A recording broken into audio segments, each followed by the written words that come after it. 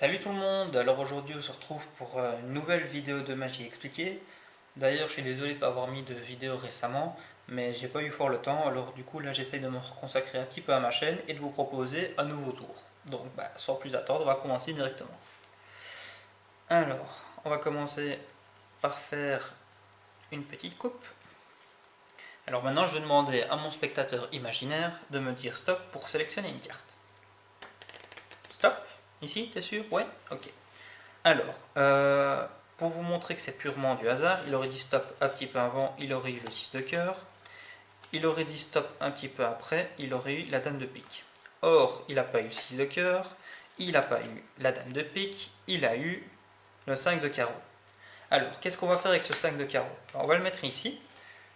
Pour vous montrer que ça ne va pas bouger jusque tantôt, je vais replacer une carte par-dessus et je vais aller chercher dans mon paquet ma carte préférée.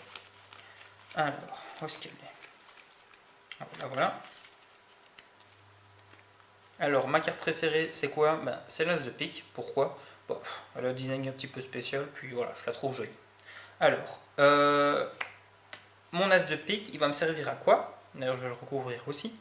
Donc, mon as de pique va me servir à quoi? Il va simplement m'aider à retrouver la jumelle de votre carte.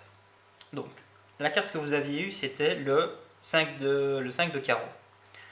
5 de carreau qui était ici. Alors, c'est déjà pas le 5 de carreau, c'est le 5 de cœur. Bon, maintenant on va voir si mon as de pique a bien fait son boulot. Théoriquement, il devrait avoir retrouvé la carte jumelle du 5 de cœur, donc le 5 de carreau. Voilà. Très bien, il a bien fait son boulot, je suis content de lui. Cela dit, moi j'ai bien travaillé aussi, parce que j'ai mis deux cartes ici, mais c'est pas totalement par hasard. Donc si j'ai bien fait mon travail, normalement, on retrouve les jumelles des cartes. Voilà, j'espère que vous avez aimé cette vidéo. Je vous propose de passer directement à l'explication. Alors, pour l'explication, vous pouvez très bien faire le tour de magie sans les deux cartes rouges. Bon, ici, je trouve que ça donne un petit rendu supplémentaire. Quand je ne les utilise pas, je fais placer la main du spectateur sur la carte. Faites attention parce qu'il a souvent tendance à vouloir aller directement retourner la carte pour vérifier que c'est bien celle-là. Donc voilà, pour l'explication, je prépare donc le paquet de cartes en mettant le 5 de cœur en dessous et le 5 de carreau au-dessus. Ensuite, pour que ça reste de cette façon-là, je fais une fausse coupe. Alors je vous invite à aller regarder la vidéo d'explication pour la fausse coupe. C'est fait au ralenti et sous différents angles, c'est plus facile pour l'apprendre. Alors une fois que c'est fait, je vais demander donc au spectateur de me dire stop pendant que je vais feuilleter le paquet de cartes pour faire un forçage, donc pour aller rechercher la carte qui est ici, qui est le 5 de carreau. Alors, le spectateur me dit stop, admettons ici. Voilà, là j'ai fait le forçage. Donc je vous invite à aller regarder la petite vidéo explicative sur le forçage ici, en cliquant juste au-dessus de mon doigt. Alors, ensuite, voilà, je lui explique qu'il aurait dit stop un peu plus tôt, qu'il aurait eu ici l'as de carreau, et stop un peu plus tard, il aurait eu le roi de trèfle.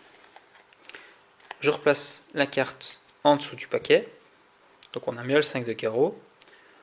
Ensuite, je vais faire un deuxième forçage.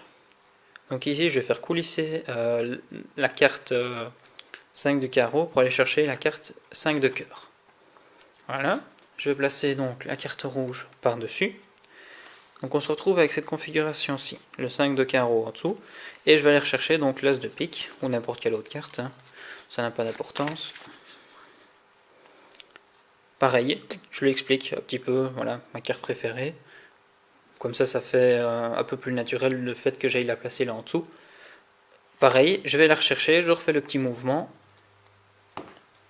je replace la deuxième carte rouge par-dessus, et alors voilà, vous lui expliquez que ici la carte jumelle c'était barré, mais elle a été retrouvée par l'as, et alors vu qu'on a préparé les cartes avant, on se retrouve donc avec les jumelles. Voilà.